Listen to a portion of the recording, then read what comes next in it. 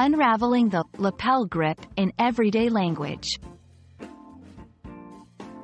Hello, language enthusiasts. Today, we're going to demystify a phrase you might have heard tossed around in conversations about fashion, formal wear, or even martial arts. Yes, you guessed it. We're talking about the lapel grip.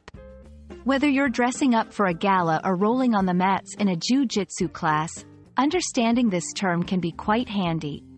So, let's tighten our grasp on the English language and learn something new.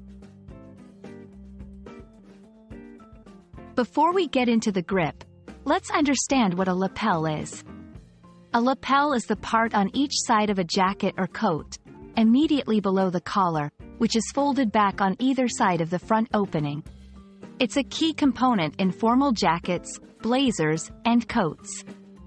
Now, when we are talking about lapels, there are a few types you might come across: the notch, the peak, and the shawl lapel.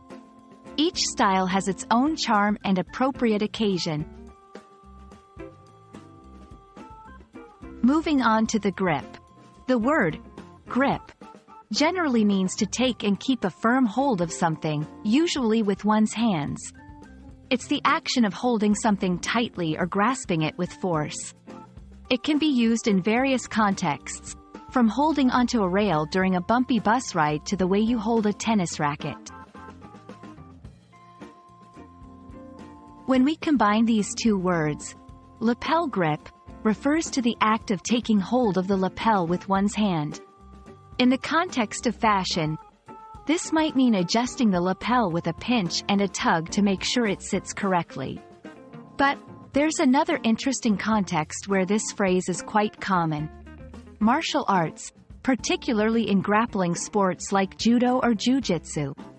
Here, a lapel grip is a technique where a fighter takes hold of the opponent's lapel to control their movement or to execute a throw or choke.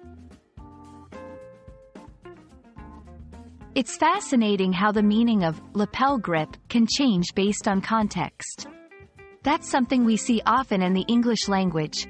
Context is king. The phrase might conjure images of a well-dressed individual straightening their suit in one scenario, and two combatants in a strategic grapple in another. This highlights the importance of contextual clues in understanding and using English phrases accurately. And that wraps up our exploration of the phrase, lapel grip. Whether you're adjusting your own attire or engaging in a friendly sports discussion, you now know exactly what this term means and how it can be applied in different settings. Knowledge is power, and we hope this power helps you feel more confident in your English language adventures. Keep learning and stay curious. Until next time,